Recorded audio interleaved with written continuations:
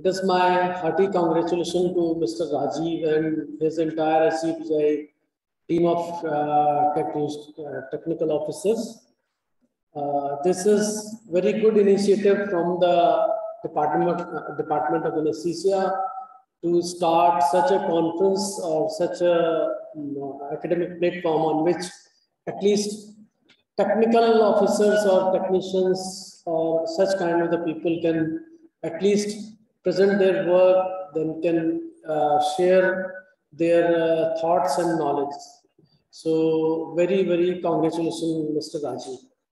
So this is a simulation lab. This is actually, many of you have joined us very regularly in the simulation lab. They have participated, many of my colleagues, technical colleagues.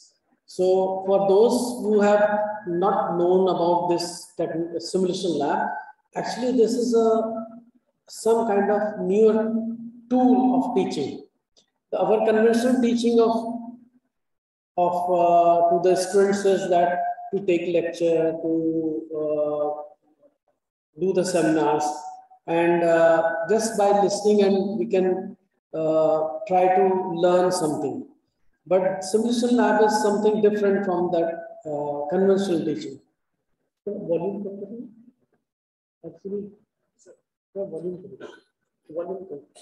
So this is some kind of different teaching platforms. This is some different teaching styles.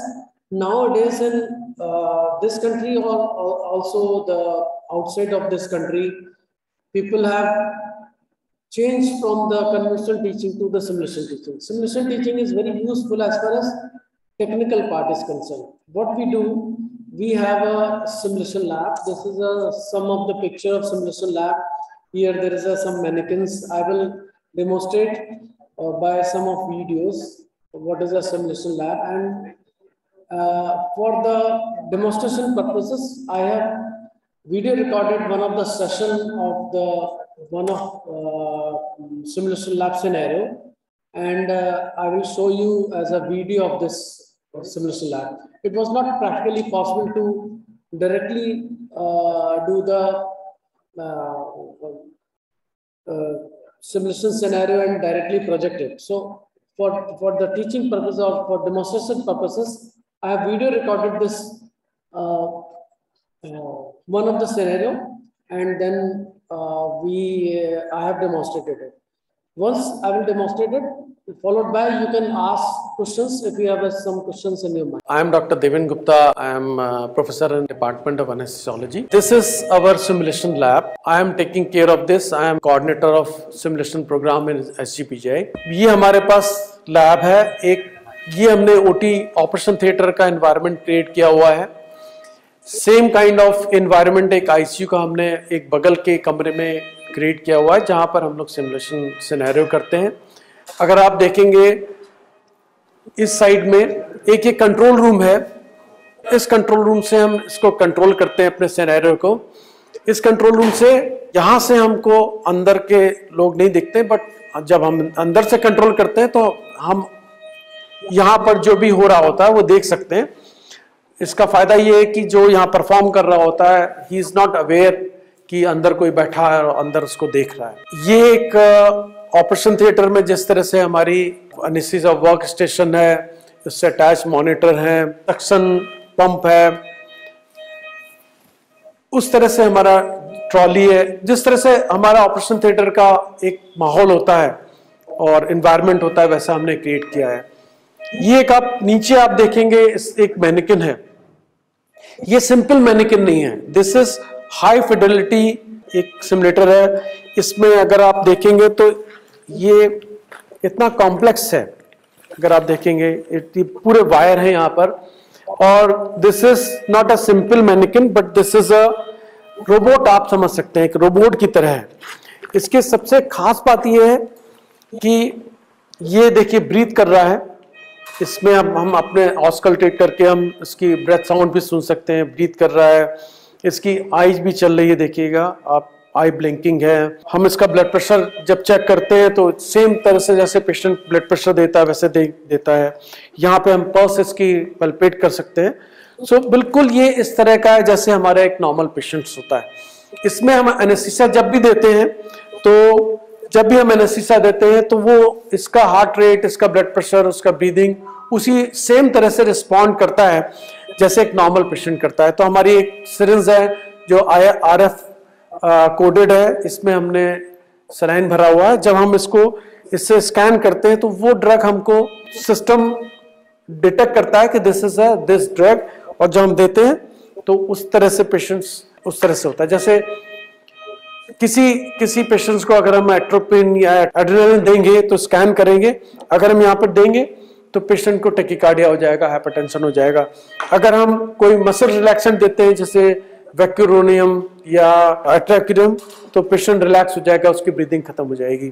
प्रोफोल देंगे, आई blinking खत्म हो जाएगी, patient उस तरह से उसका heart rate और उसका सब जिस तरह से पेशेंट्स नॉर्मल पेशेंट्स में होता है उस तरह से हो जाता है। इस सिमुलेशन ओटी में हम ओटी से रिलेटेड जो भी प्रॉब्लम्स होती है हमारी रूटीन ओटी में या केस रिपोर्ट्स मिलती हैं उसको देख के हम प्रॉब्लम क्रिएट करते हैं। उसको यहाँ पर हम अपने जो रेजिडेंट्स हैं उनके ऊपर और टेक्नीशियन के ऊपर उसको हम प्ले करते हैं और उसको उस तरह से बनाते हैं। और बाद में एक क्लासरूम हमारा है, जब हम ऑब्जर्व कर लेते हैं इनकी मिस्टेक्स को या इनके परफॉर्मेंस को, फिर हम बगल की ओटी में जाके उनके परफॉर्मेंस के, उनके मिस्टेक्स को, उनकी प्रॉब्लम्स को और उससे रिलेटेड सोल्यूशन को हम डिस्कस करते हैं। सेम काइंड ऑफ सिनेरियो हम आईसीयू वाले रूम में करते हैं जहाँ पे वेंटिलेटर है, बेड है, मॉनिटर है, सेम जैसे आईसीयू का एनवायरनमेंट होता है वैसे क्रिएट करते हैं और आईसीयू से रिलेटेड सिनेरियो को करते हैं और फिर बाद में क्लासरूम में जाके डिस्कस करते हैं। तो आज हम आपको एक केस सेम सिमुलेशन केस करके दिखाएंगे। उसमें हमने 2 अपने रेजिडेंट रखे हैं, एक टेक्नीशियन रखे हैं और कुछ प्रॉब्लम क्रिएट करेंगे और हम देखेंगे कि वो कैसे एक्ट करते हैं विदाउट, हमने उनको ये प्रॉब्लम बताई नहीं है बट हम उनको देखना चाहते हैं कि ये प्रॉब्लम होती है तब वो कैसे एक्ट करते हैं और किस तरह से परफॉर्म करते हैं। So let us see the case scenario. Thank you. So today we are going to have a simulation session.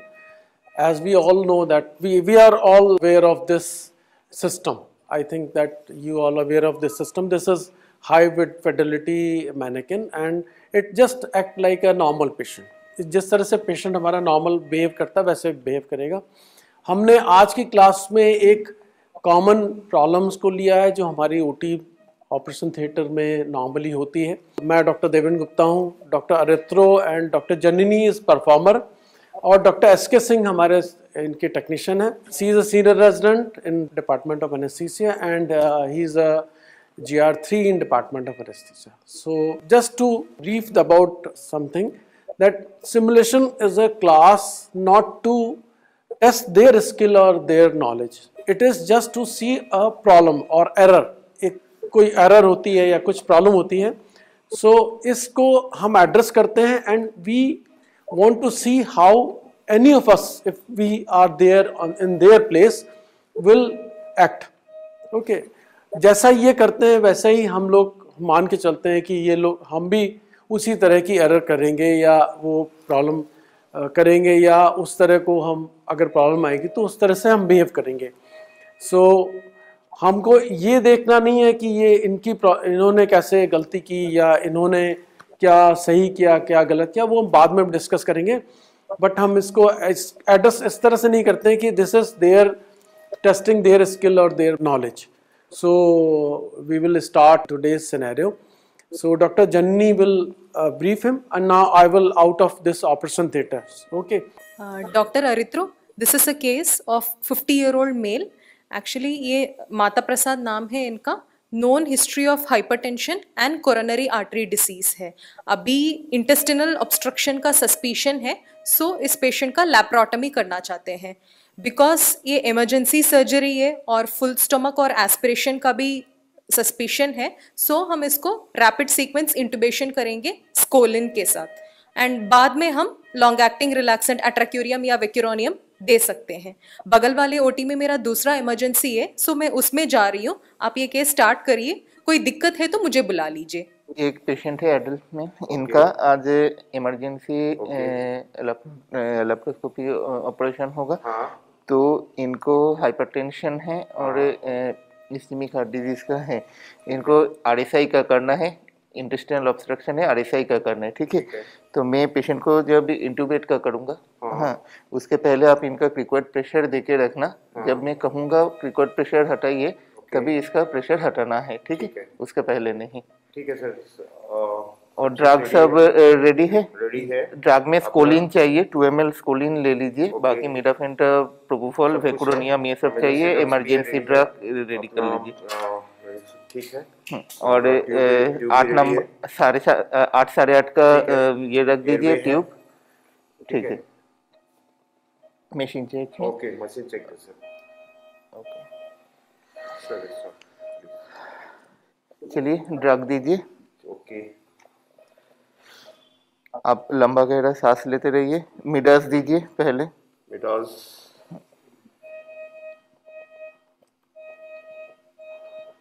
has been given 1 milligram midaz. 1 mg। Fentanyl दीजिए। How much? 2 ml 50:1 का है ना? हाँ, ओके। 2 ml दीजिए। Okay,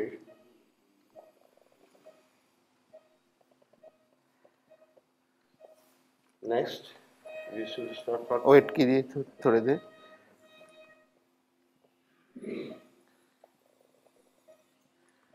propofol दीजिए।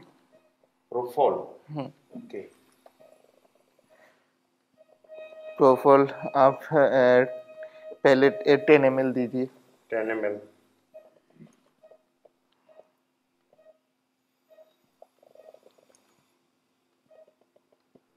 प्रोफॉल has been given. ठीक है, स्कोलिन ready रखिए, जब कहूँगा तब स्कोलिन देना। रेडी, ठीक है। ओके। और वो पैर से ये हटा दीजिए।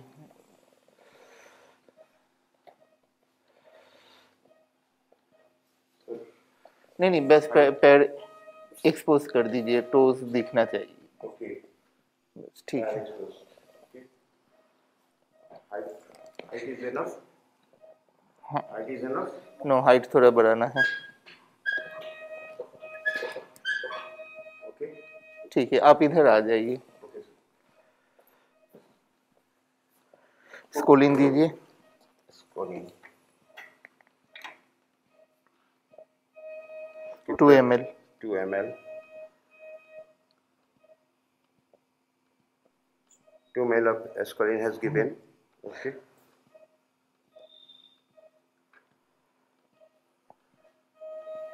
इसको यहाँ पे दबा के रहिए। okay। 30 सेकेंड और टाइमर ऑन कीजिए। 30 Timer is second. on। Okay, 30 second.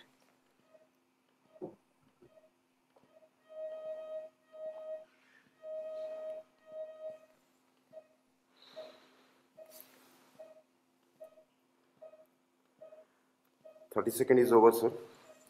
Okay, okay, आप ये हटाना मत। And the tube. आप मुझे ट्यूब दे देना बाद। हाँ, ओके ओके।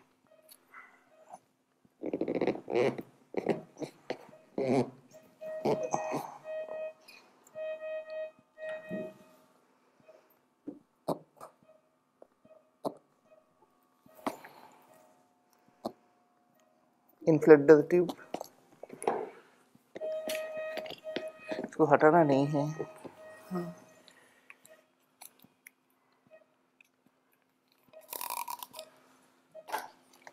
ट्यूब इज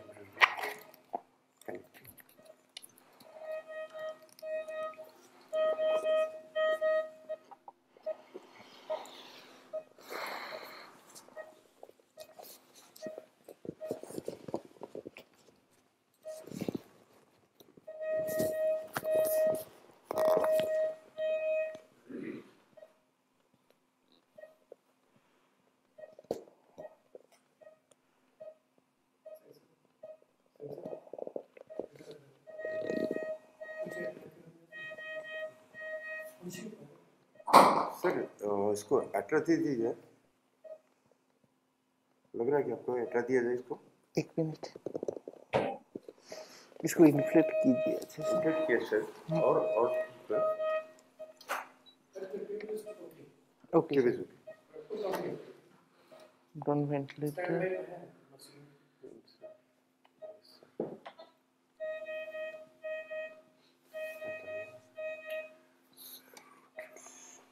ये तो पेंट हो रहा है सर. उसी में स्टैंड में है, उसी को सीधा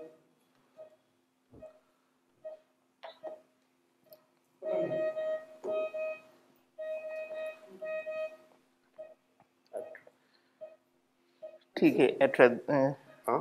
एक हाँ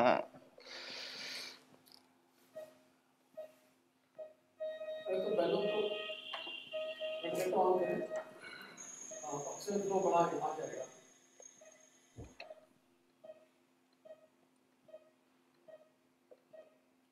फ्लो बढ़ाने से सब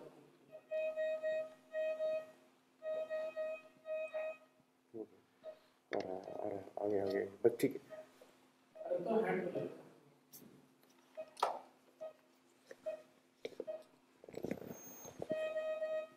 फिक्स कर दे सकते हैं.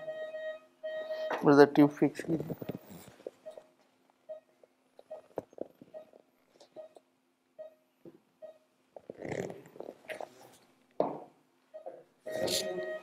एट्रा दे दीजिए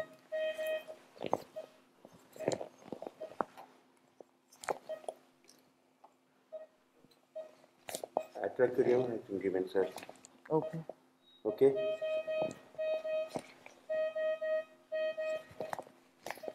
इवेंट में क्यों नहीं आ रहा है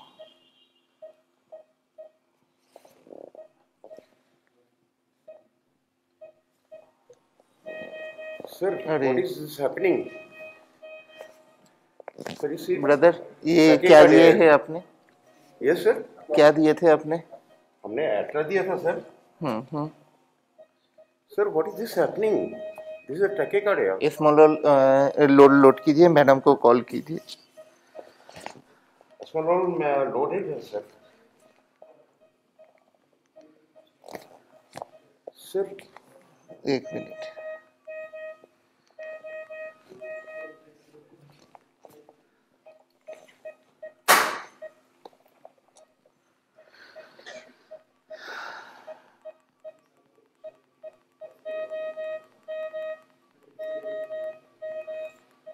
स्मॉल दे दीजिए small. Okay.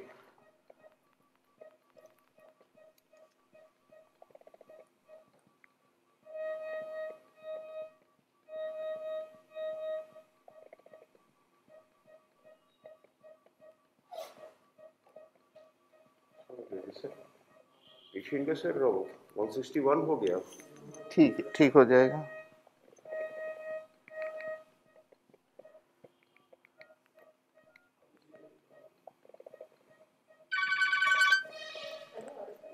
हेलो मैम ये केस इंड्यूस हो गया बट पेशेंट का हार्ट रेट बढ़ गया था टैकीकार्डिया हुआ था sudden after giving atracurium it goes up to 160 plus depth of anaesthesia ma'am ठीक है पेशेंट का पर टैकीकार्डिया हो रहा है आइसोलेटेड हाइपरटेंशन बीपी उतना नहीं बढ़ा था बट हार्ट रेट बढ़ गया था सीएडी का पेशेंट है, कोई अरिथमिया है या साइनस टैकी है क्या? नहीं मैम साइनस टैकी है अच्छा, अट्राक्यूरियम देने के बाद ही हुआ था, एट्राकुरियम देने के बाद ही हुआ था बट इससे तो नहीं होना चाहिए. यस मैम अच्छा, मैं 1 मिनट आती हूँ.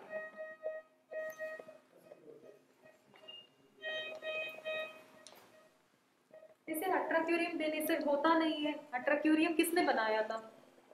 मैंने बनाया था. अच्छा, वो दिखाइए, लेबल वगैरह सही था उसका, कैसे लोड किया, क्या किया? मैम लोड तो मैंने किया था. हाँ. ठीक था लेकिन वो मुझे लग रहा है एम्प्यूल और वो सिरिंज दिखाइए मुझे. एम्पल तो मैम इधर है. मैं सिर्फ इधर है लेकिन अच्छा, वो सिरिंज दिखाइए, कितना दिया था दिखाइए. उसको दिया था मैम. लेबल्ड था ड्रग? हाँ लेबल था मैम. कौन सा सिरिंज था? ये ओहो ma'am that was wrong no. I have given the atropine at the place of atropine. So that was my mistake, and then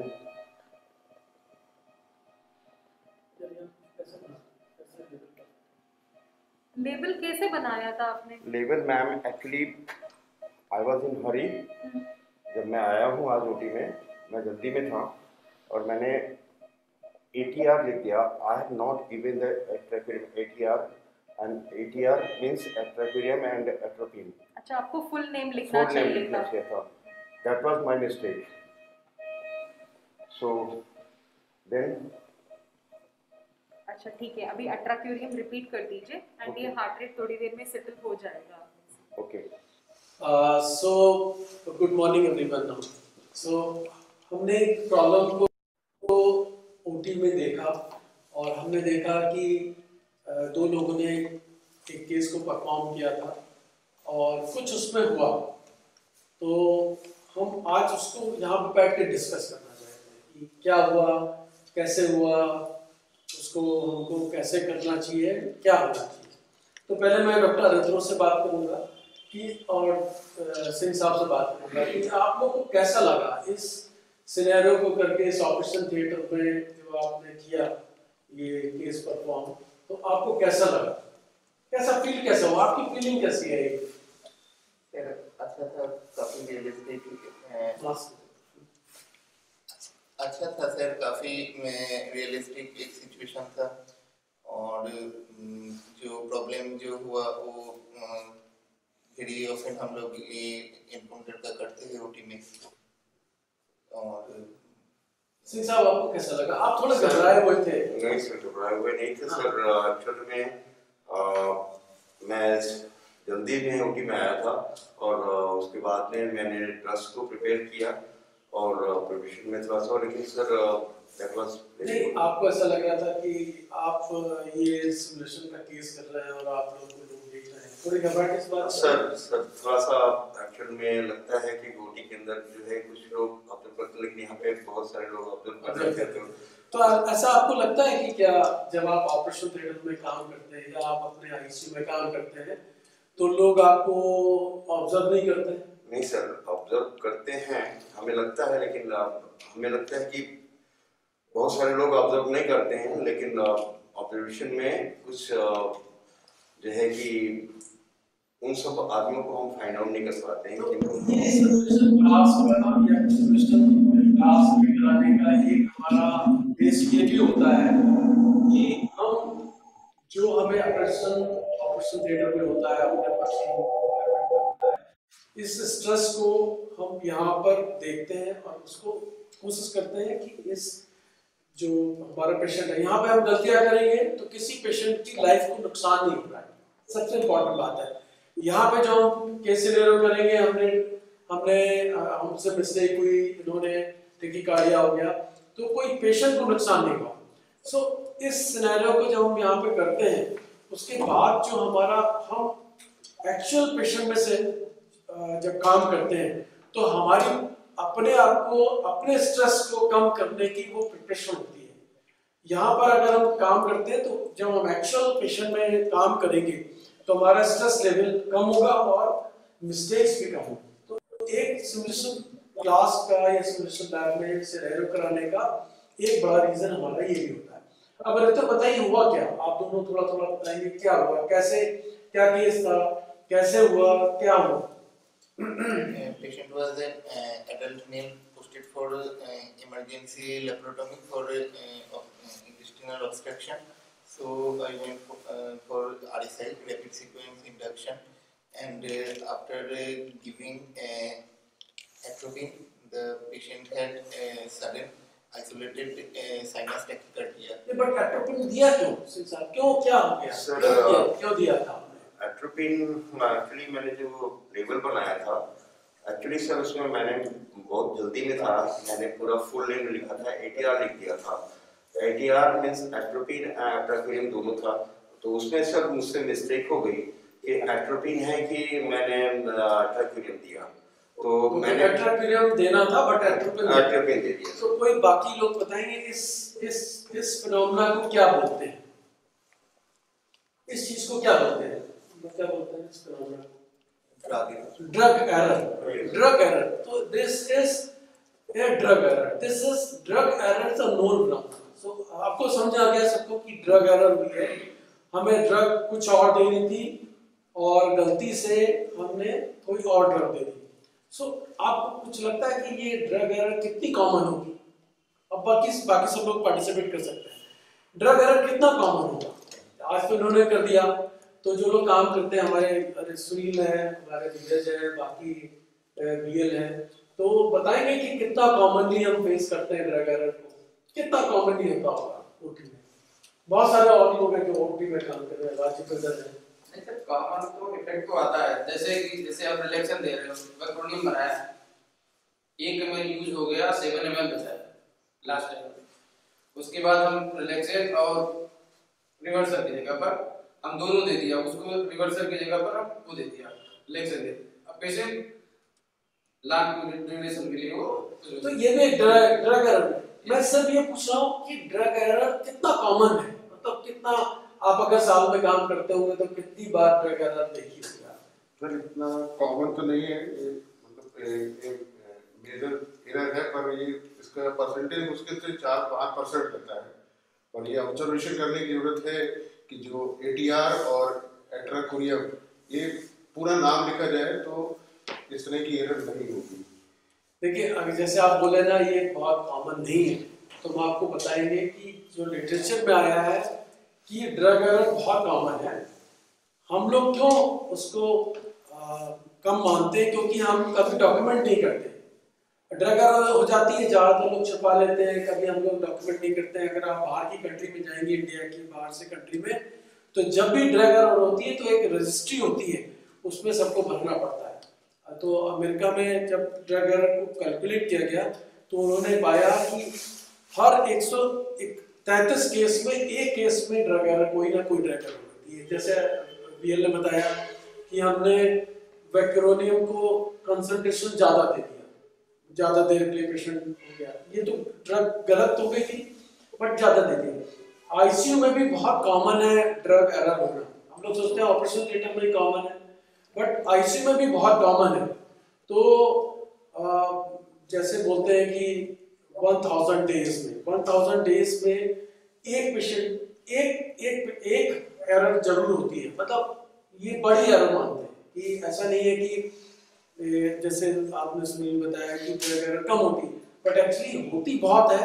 हम डॉक्यूमेंटेशन नहीं करते, ज़्यादातर लोग छुपा जाते हैं और इसलिए ये सरफेस पर नहीं आती। जैसे आप छुपा दिया तो आपने हमें आसपास अभी हम डिस्कस करेंगे कि ये हमको डॉक्यूमेंटेशन क्यों करना चाहिए। बट उसके पहले हम ये बताना चाहते हैं कि ड्रग एरर जितना हम सोचते हैं कि अनकॉमन है, उतना अनकॉमन नहीं है। ये ड्रग एरर बहुत कॉमन है, ठीक है ना। तो इसका मतलब ये है कि हमको ये रियलाइज करना पड़ेगा कि ड्रग एरर कॉमन है। तो drug error is one of the commonest problem in operation theatre, ठीक है। इसके इफेक्ट भी होते होंगे, तो आप लोग बता सकते हैं कि ड्रग एरर होती है तो उसके क्या इफेक्ट हो सकते हैं, तो भी पता है। कुछ केसेस में तो लाइफ थ्रेटनिंग भी हो सकती है। लाइफ थ्रेटनिंग, बिल्कुल बोला। कुछ केसेस में नहीं, क्या काफी केसेस में ये लाइफ थ्रेटनिंग, बेसिकली अगर आप कहेंगे तो कहीं ना कहीं से पेशेंट सफर करता है, ठीक है ना। तो जब पेशेंट सफर करता है तो हमको इसके बारे में सोचना चाहिए कि भाई जब ड्रग एरर होती है तो इस तरह की एरर कॉमन है। देखिए अभी आपने ना ये एक्चुअली जो इन्होंने आज केस किया है वो मेरे साथ पर्सनली हुआ था। मैंने अपने जो रेजिडेंट से बोला था कि भाई एट्राक्टिरम दे दीजिए, तो उसमें तो सही लिखा था, बट क्योंकि वो जल्दी में था तो उसने एट्राक्टिरम ना पढ़ के एट्रोपिन को दे दिया और टेकीकार्डिया हुआ। तो सेम सिनेरियो को हमने इस सिनेरियो में रखा कि हम इसको देखेंगे और इसको डिस्कस करेंगे कि भाई क्यों होती है, ठीक है ना।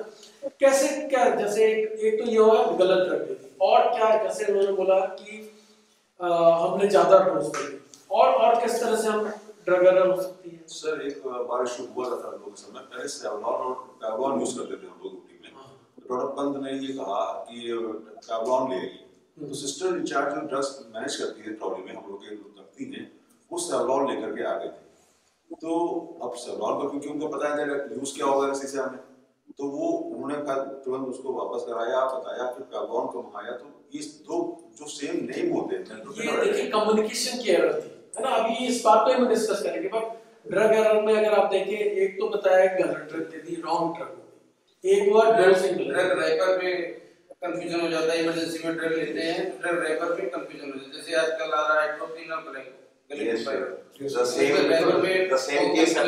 इमरजेंसी में ड्रग्स कंफ्यूज हो जाते हैं, तो ग्लाइको की जगह पे एट्रोपिन देती है। अभी वो उसमें डिस्कस करेंगे। लेकिन देखिए 4 तरह से ड्रग एरर हो सकती है। नंबर 1 गलत ड्रग दे दी, नंबर 2 जैसे बताया गलत डोज में दे दी, नंबर 3 आपसे कहा कि ये दवा दे दीजिए। सपोज सिंह साहब से इन्होंने कहा एट्राकिनम दे दिए, सिंह साहब अपने और किसी काम में बिजी थे और वो भूल गए, है ना। अब क्या होगा, बाद में पेशेंट रिलैक्सेशन का इफेक्ट खत्म हो जाएगा स्कोलिन का, और पेशेंट बाइट करेगा, ट्यूब बाइट कर सकता है, ट्यूब निकाल सकता है, कुछ भी हो सकता है। तो ये एक और दूसरा एक्सपायरी डेट की ड्रग दे दी। सर सेम कलर की लेबलिंग का लगा हुआ है जैसे, हाँ वो अभी हम डिस्कस करेंगे। बट देखिए आप डोज गलत हो सकती है, नाम मतलब पेशेंट को गलत ड्रग दे सकते हैं, गलत आपका या तो डोज मिस हो गई, आपने आपको बोलना चाहिए था, इनको बोला कि एट्राकिनम दे दीजिए, बट क्या हुआ कि भूल गए, ठीक है ना।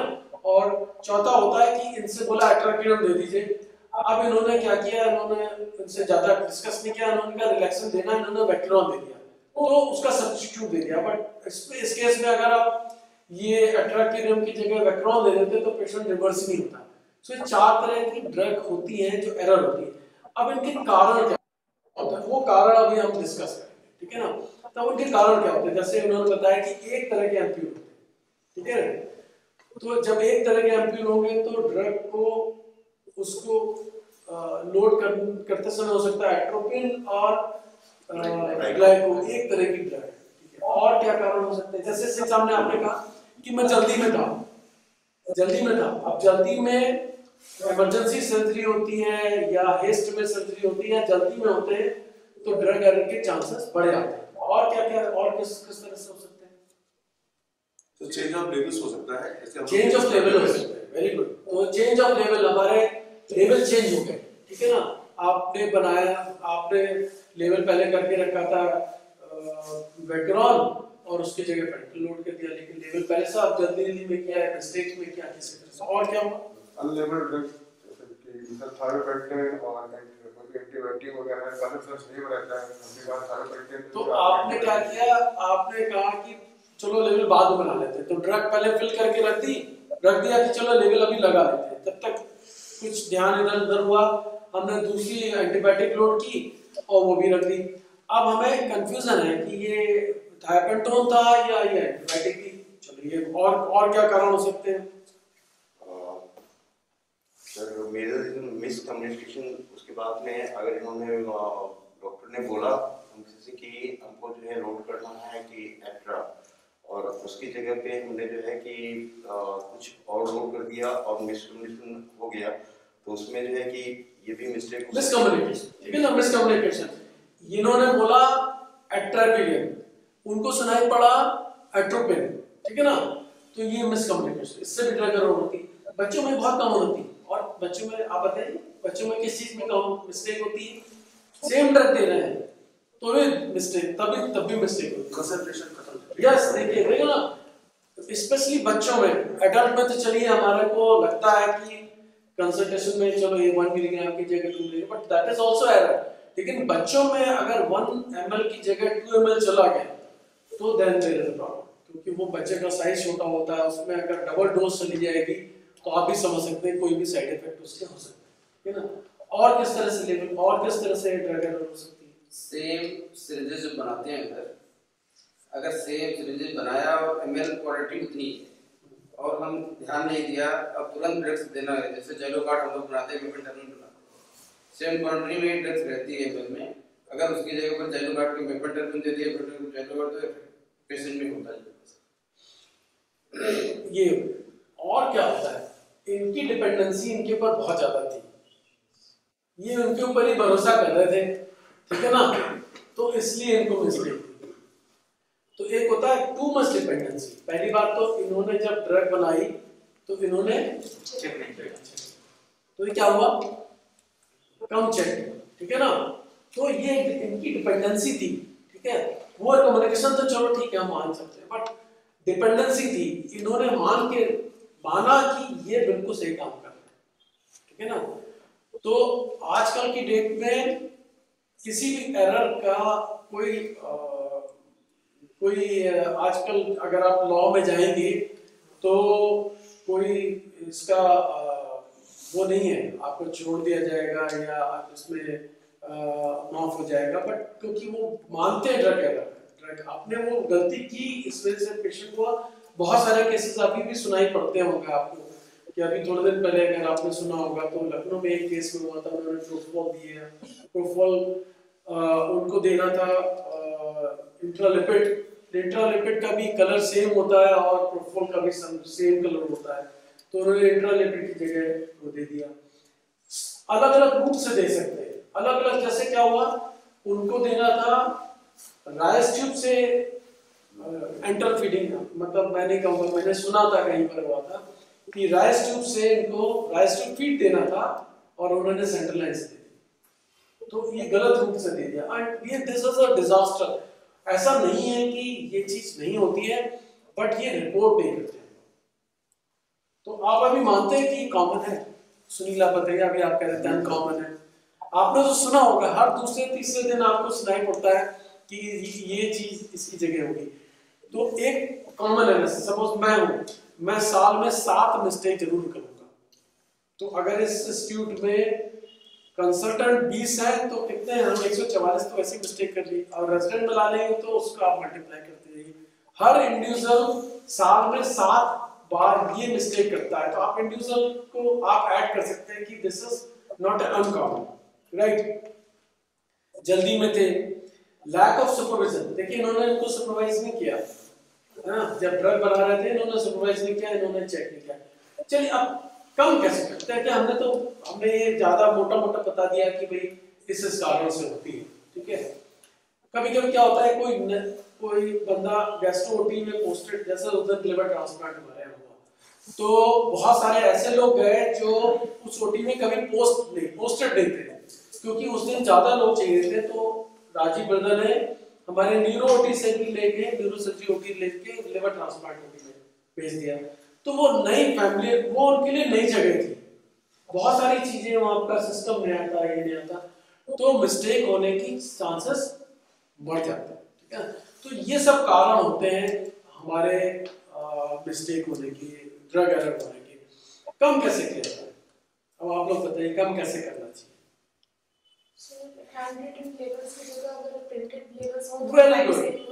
Very good. अगर आपके पास प्रिंटेड लेबल होंगे तो ये ड्रग एरर कम हो सकती है। कलर कोडेड, वो भी कलर कोड, ये राजीव ब्रदर आपको याद होगा, एक कंपनी वाला नियॉन कंपनी वाले ने हम लोग कई बुकलेट बहुत सारी दी थी जिसपे स्टिकर्स थे, उस स्टिकर में हर ड्रग का नाम क्लियर बना लिखा हुआ था, तो हैंड राइटिंग की मिस्टेक खत्म हो गई। दूसरा, हर ड्रग का कलर अलग था, जो लेबल का कलर अलग था, तो उससे हमारी ड्रग एरर कम हुई। आपने देखा होगा फुटबॉल बहुत फास्ट गेम होता है ना, बहुत फास्ट गेम होता है। क्या आपको लगता है कि प्लेयर एक दूसरे के फेस को देख के पास करते हैं? हाँ, कैसे करते हैं? वो जर्सी देखते हैं, वो जर्सी की कलर भी अलग अलग होते हैं। क्रिकेट में भी आपने देखा होगा, फुटबॉल में भी देखा होगा। क्रिकेट तो चलो थोड़ा सा स्लो गेम है, but football is very fast game. Football में जो हमारे प्लेयर्स होते हैं उनको चेहरा नहीं दिखता है, उनको सिर्फ जर्सी दिखती है, ठीक है। तो सेम चीज को अगर यहाँ पर हम लोग अगर फॉलो करें तो हर जैसे एट्रोफिलियम का लेवल का कलर अगर ग्रेस होता और एट्रोपिन का कलर हमारा ग्रीन होता तो ये मिस्टेक करते नहीं करते। चलिए और क्या तरीकों से, एक तो हो गया कि प्रिंटेड होना चाहिए, दूसरा होना चाहिए कलर कोडेड होना चाहिए, और सर दूसरी चीज की जो हमारा प्रिंटेड जो होता है, लेबल्ड होता है, उस पे हम सिर्फ नाम लिखते हैं, मतलब कि एट्राक्यूरियम है या एट्रोपिन है या बैक्टीरियम है, लेकिन उस पे जो है सर कॉन्सेंट्रेशन हम अपनी तरफ से लिखना चाहिए। कॉन्सेंट्रेशन का मतलब कि काफी लोग लिखते हैं सर, आप सही कह रहे हैं। ये बच्चों में थोड़ा सा ये ज्यादा मायने रखता है, बड़ों में भी हम करते हैं, बट यस बच्चों में हमारा ड्रग का कंसंट्रेशन की वजह से जो एरर होती थी, अगर हम कंसंट्रेशन पूरे में लिखेंगे, एक आदत बना लेंगे। देखिए ऐसा नहीं होता है कि आज मैं सोचूं कि जब पीडियाट्रिक केस में कराऊंगा तब तो लिखूंगा, लेकिन जब एडल्ट कराऊंगा तो नहीं लिखूंगा। तो एक आपकी आदत बन जाएगी, अगर एडल्ट में अगर वो फॉलो नहीं कर रहे होंगे, आप एडल्ट सब में कंसंट्रेशन लिखना शुरू करिएगा, ये एरर अपने आप ही कम हो जाएगी आपकी, ठीक है ना। सर क्या कर सकते हैं कि जो हमारे ड्रग्स हैं, इमरजेंसी ड्रग्स और जो रूटीन इंड्यूस ड्रग है, इनको अगर हम अलग अलग रखते हैं प्रॉपर प्लेस पे तो वहां से भी ड्रग एरर के चांसेस थोड़े। जैसे धीरज ब्रदर का कहना है कि हम जब ट्रे बनाते हैं, जब ट्रे रखते हैं, कई जगह क्या होता है, लोग इमरजेंसी ड्रग को ट्रॉली के ऊपर एक छोटा सा उसमें रखते हैं, तो एट्रोपिन ऊपर रखी रहेगी, एड्रेनलिन ऊपर रखा रहेगा, ज़ालोपार्ड ऊपर रखा रहेगा।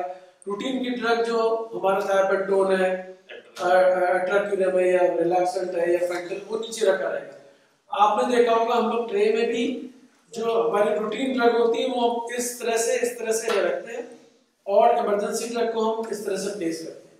तो एक फिक्स पैटर्न होना चाहिए, थोड़ा सा अलग हमको सेपरेशन इसी तरह से रखना चाहिए, सो दैट ये अगर एट्रोपिन उठाते तो यहाँ से उठाते हैं आजकल जो सिनेरियो हाँ, उसमें तो ये अगर ये और तब भी मिस्टेक हो, चलो उसमें हिल गया है ना, हिल गया तो इधर उधर ड्रग हो गई, तो और इसको भी कम करने के लिए क्या कर सकते हैं?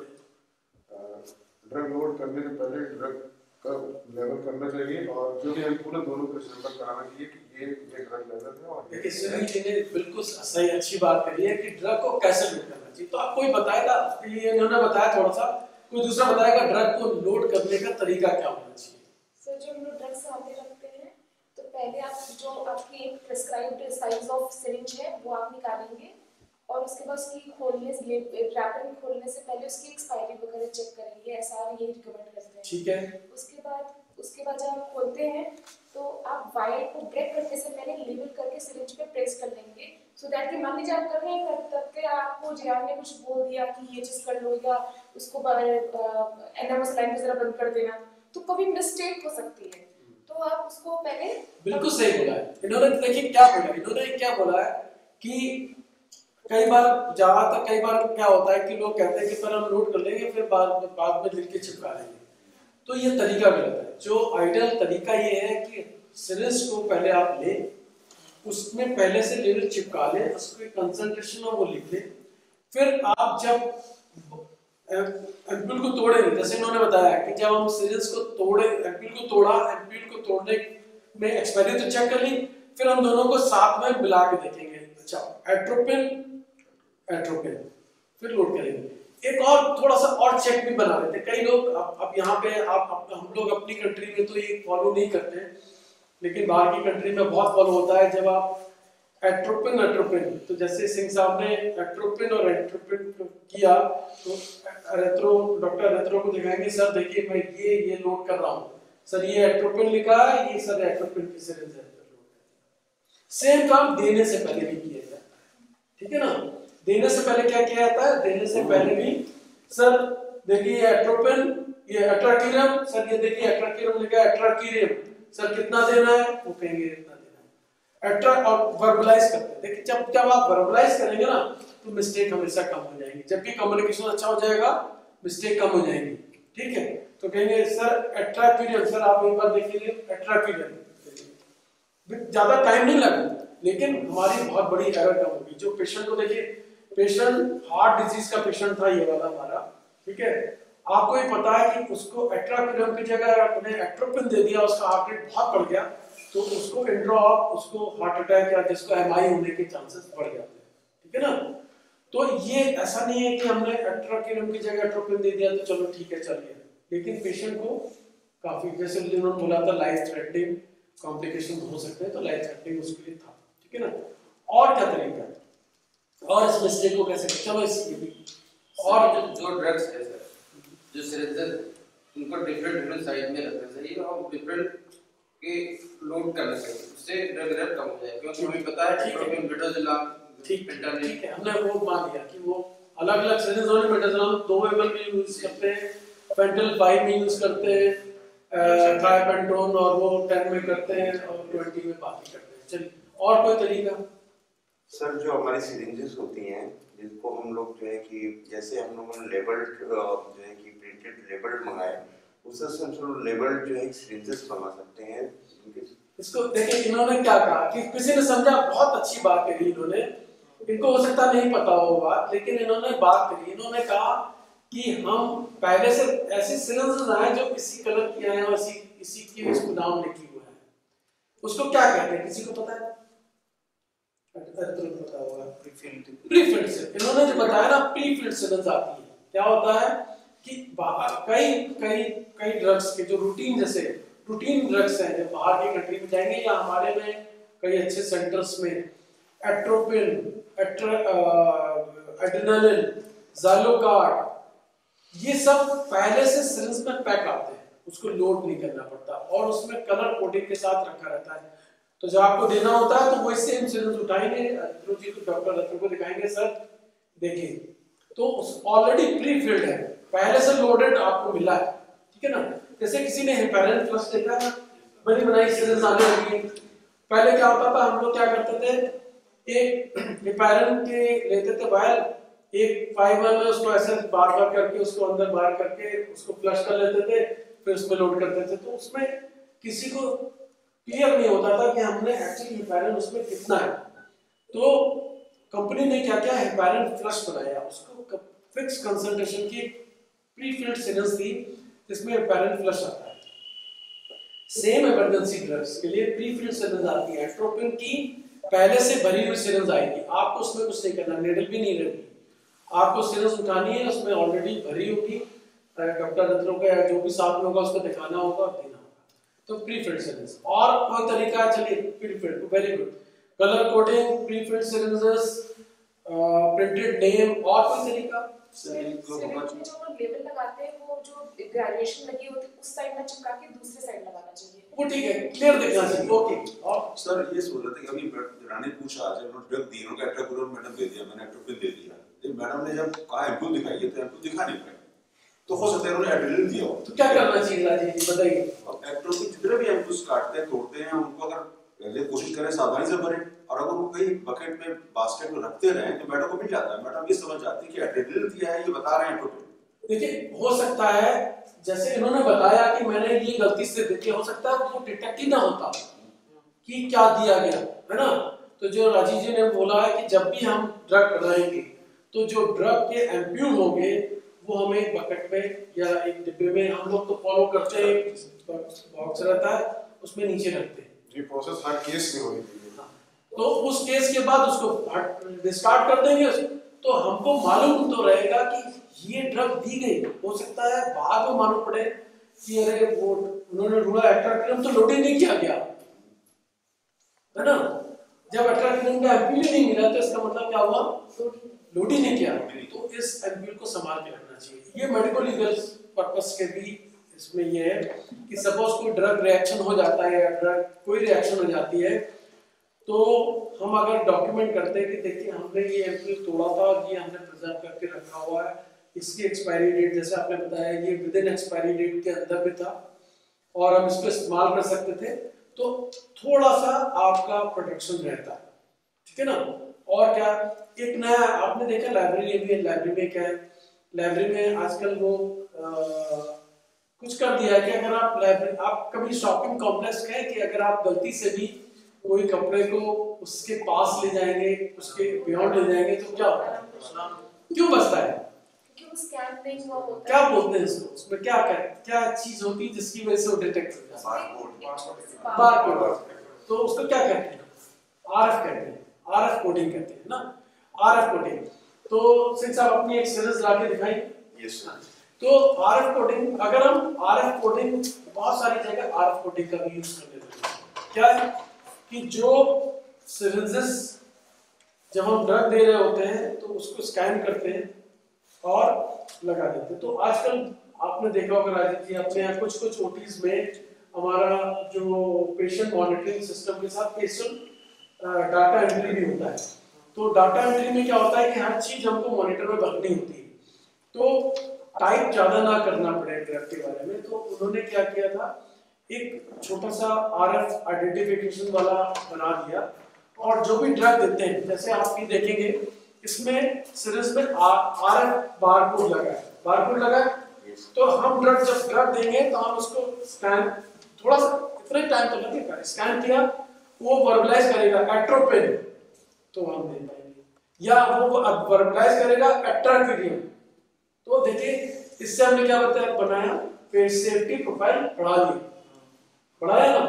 तो प्री-फिल्ड सिरिंजेस, कलर कोडिंग अच्छे से लिखना, टाइपिंग से क्या मतलब, बहुत सारे लोगों को एक दूसरे की राइटिंग समझ आती है। देखिए इससे हुआ कम्युनिकेशन, डिपेंडेंसी कम होना, ठीक है ना, और कंफर्म करना, एक दूसरे से कंफर्म करना कि भाई आप मैं दे रहा हूँ।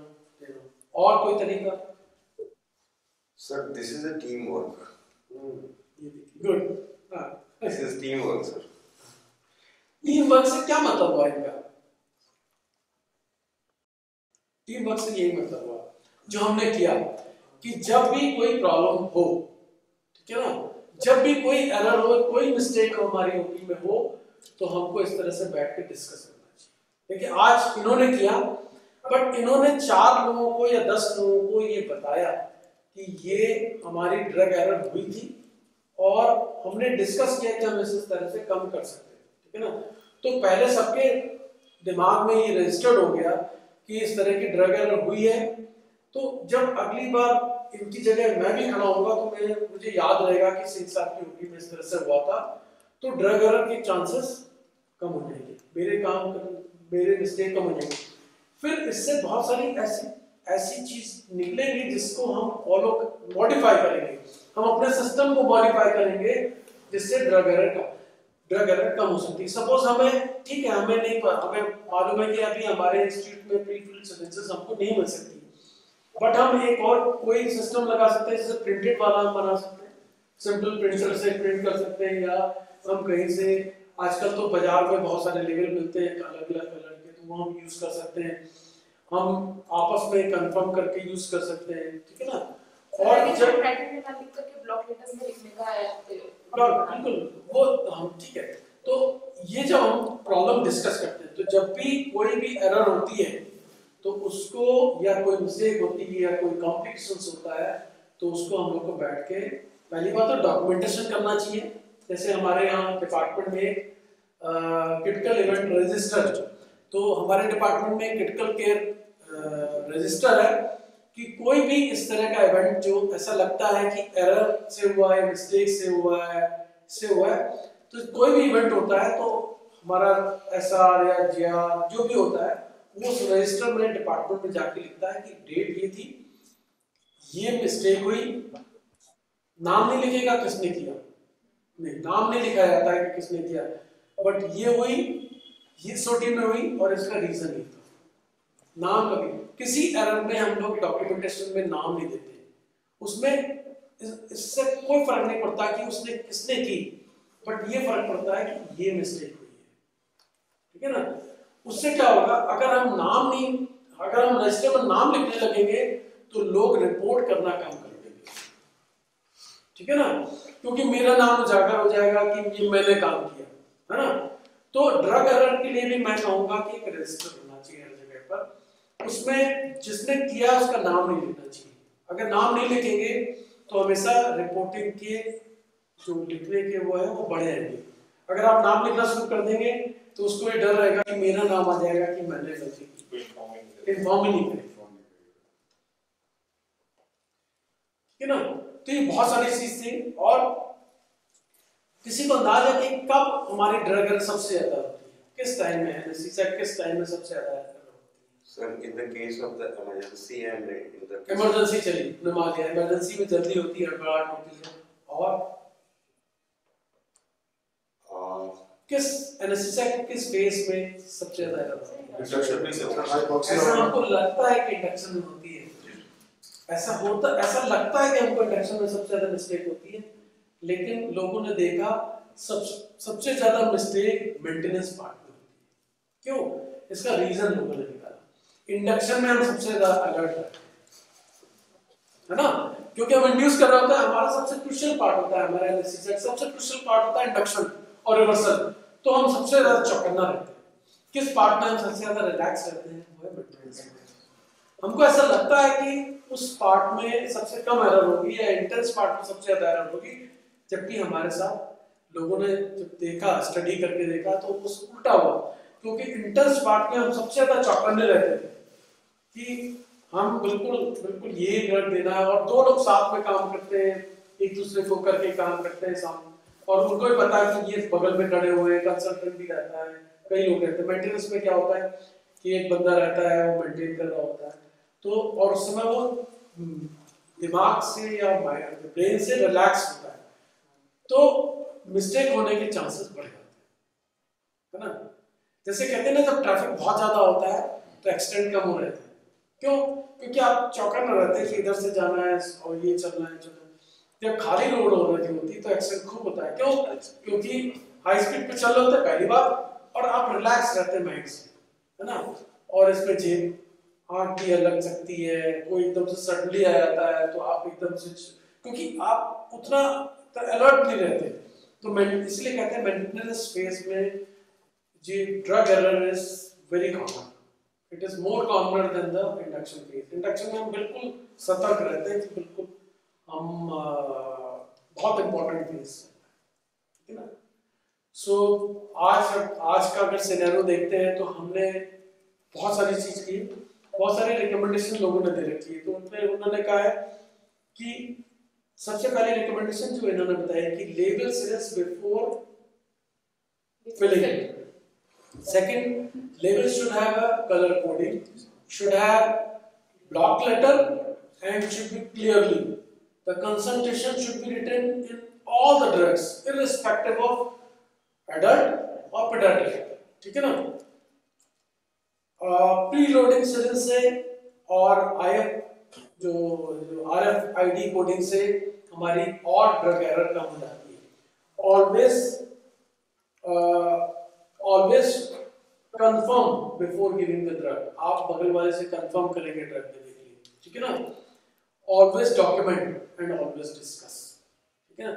तो ये जो आज की प्रॉब्लम है, जैसे हमने आज डिस्कस किया, आज हमने बात करी डॉक्यूमेंटेशन जो उन्होंने, जैसे आज सिंह साहब ने किया, सपोज अगर किसी केस में होगा तो सिंह साहब जरूर जाते उस रजिस्टर में, लिखते, नाम नहीं लिखते किसने की है, बट ये लिखते कि yes today's date is date, इस ओटी में हुई है, ये एरर करी, ठीक है ना, और this was according to him this was a proper reason and there will be no name, okay। and जब ऑडिट होता, जब हम रजिस्टर लेके बैठते और हम कहते कि चलो आज की डेट में ये प्रॉब्लम हुई है, and there is a department की एक कंबाइंड मीटिंग होती, उसमें डिस्कस होता कि ये प्रॉब्लम हुई थी, इसके कारण इन्होंने जैसा बताया, बट और भी क्या रीजन हो सकते थे और इसके क्या सोल्यूशन होने चाहिए। सो दिस इज कंक्लूजन। ये एक ब्रिटिश जर्नल एनेस्थीसिया में गाइडलाइंस पब्लिश हुई थी कि दीज आर, उन्होंने लास्ट में, ये बहुत बड़ा आर्टिकल था, उसको मैंने समराइज करके आपको बताया। उसके लास्ट के कंक्लूजन में उन्होंने गाइडलाइंस दी थी, नंबर 1 रिकमेंडेशन, नंबर 1A। तो जो 1A वाली रिकमेंडेशंस को मैंने आपको बताया कि इस तरह से हम ड्रग एरर को कम कर सकते हैं। तो सिंह साहब बताइए, आज का जो सिमुलेशन जो क्लास थी, तो उसको करने के बाद आपकी ड्रग एरर कम हुई थी कि नहीं? बिल्कुल सर, बिल्कुल होगी। तो आप क्या करेंगे आज वाले सिनेरियो में? ऐसा आप क्या करते हैं जिससे ड्रग एरर आपकी आज की नहीं? सर पहली चीज तो हम जब ओटी के अंदर इन करेंगे, वी शुड बी रिलैक्स्ड। हम जल्दी में नहीं होंगे। somebody is late and he comes to the OT and he is preparing drugs, he is in hurry। वो सोच रहे होंगे कि अरे रेजिडेंट आ जाएंगे, कंसल्टेंट आ जाएंगे, हमसे गलती हो जाएगी। तो उस टेंशनाइज्ड मूड में ये सब मिस्टेक्स कॉमन है। तो पहली बात तो आप आराम से आएंगे, बिफोर टाइम आएंगे, बिफोर टाइम के ऑन टाइम जरूर आएंगे, ठीक है ना। इवन इन इमरजेंसी, आप इमरजेंसी में आप गलत ड्रग देने से अच्छा है कि आप 5 मिनट थोड़ा सा वेट करके करें, ठीक है ना। और अगर हम लेट भी होते हैं तो हम अगर हमारे कंसल्टेंट या रेजिडेंट आ जाते हैं तो बात तो हो गई हमारा लेट वाला पार्ट। अब हम उनसे कह सकते हैं कि sir we will work sincerely और आप थोड़ा 5 मिनट वेट कर लीजिए। ओके, ठीक है। फिर सिलेंडर में लोड कैसे करेंगे? आज जो आपने काम किया उसमें कैसे चेंज कर सकते हैं? सीरीज में लोड करने से पहले मैंने बताया कि जिस तरह से हम सीरीज लेंगे, लेबल उसको वायल को लेंगे, लेबल करेंगे पहले सीरीज को, उसके बाद में जो है कि एम्पुल को तोड़ेंगे और उसके बाद में जो है उसको हम लेंगे जितना भी वॉल्यूम लेना है उस तरफ से हम उसको लेंगे। और उसके बाद में हम प्रॉपर, क्योंकि जो हमारी जनरल जो ओटीज होती हैं, जो सीरीजेस की एक मिस्टेक्स के ये भी चांसेस होते हैं सर कि जैसे आपने हमारे को केस चल रहा है, आपने कहा कि प्रोफॉल दो, तरह के आपको जो है कुछ और दे दिया, तो उसमें जो हमारी सिरिंज, मैंने ये चीज नोट किया सर, जो हमारे सिरिंजेस सेट होते हैं 20 ml, 10 ml, 5 ml, 2 ml, तो एक आंख मूंद के हम जो है कि एक सीरीज को उठा डिस्कस एसबीएल ने ये बात बताई थी, लेकिन आज वाली मिस्टेक में जैसे आपने बताया कोई हिस्ट्री में नहीं होना चाहिए था।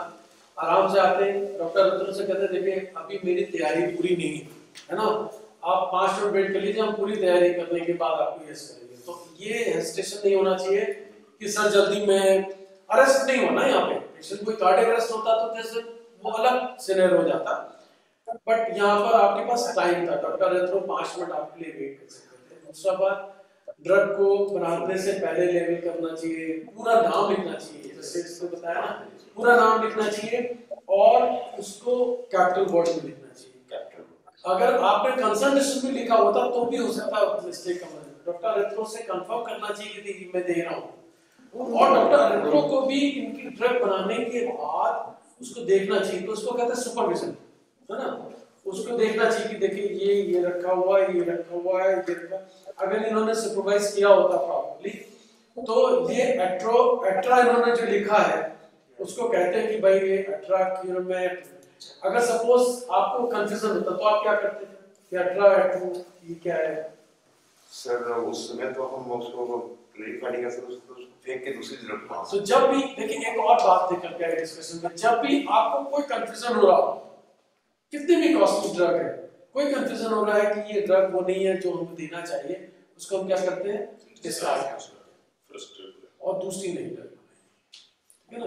पेशेंट को लाइफ थ्रेटनिंग कॉम्प्लिकेशन देने से अच्छा है कि हम उसको 100 रुपए की ड्रग दूसरी बना देंगे, 1000 रुपए की ड्रग होगी तो दूसरी बना देंगे, बट उसको हम वो कॉम्प्लिकेशन नहीं करने देंगे जो हमारी ड्रग एरर से हो रहा है, ठीक है ना। और आज की ड्रग जैसे इन्होंने बताया, आज ड्रग एरर होगी तो फाइनली आपको डॉक्टर, एंड जैसे डॉक्टर अरेथ्रो ने बहुत अच्छा काम किया था, आपने ऑब्जर्व नहीं किया, जैसी टेकिकार्डिया और जैसे इनको रियलाइज हुआ कि कोई क्रिटिकल इवेंट हो गया है, तो उन्होंने डॉक्टर जननी को सबसे पहले बुलाया। तो कॉल फॉर हेल्प सबसे पहले होना चाहिए। कॉल फॉर हेल्प क्यों पहले जल्दी करना चाहिए, कोई रीजन बताएगा? Restriction time saves man. हां, समय पे किया हुआ एक्ट ज्यादा नुकसान होने से बचाता है।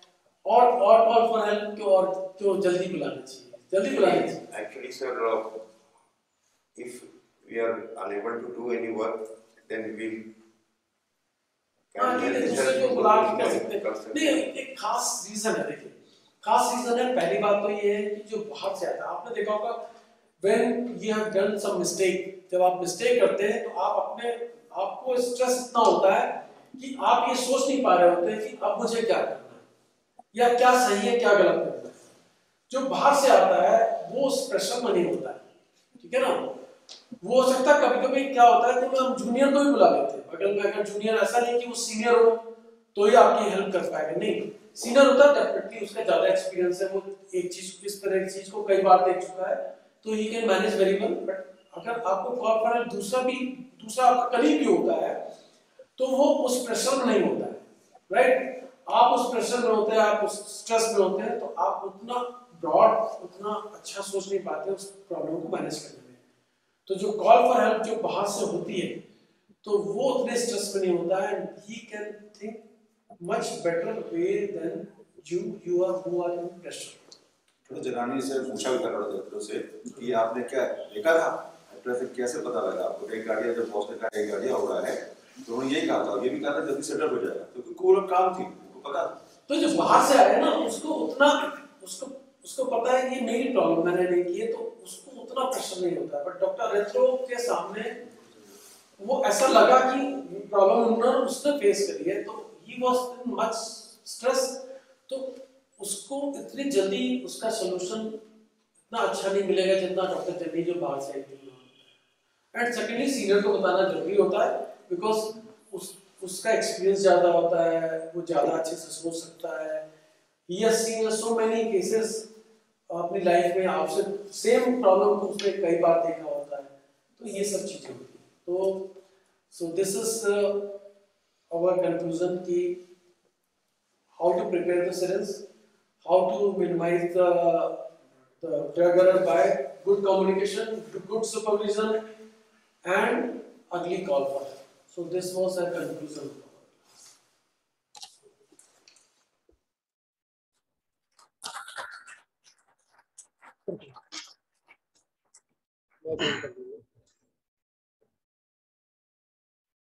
अब हमारे बीच में chairperson professor Anil Agrawal sir, ex HOD department of anaesthesia SGPGIMS, doctor PK Das, department of anaesthesia Ram Manohar Lohia institute of medical sciences Lucknow से आ चुके हैं। मैं आप लोगों को मंच पर आमंत्रित करता हूं।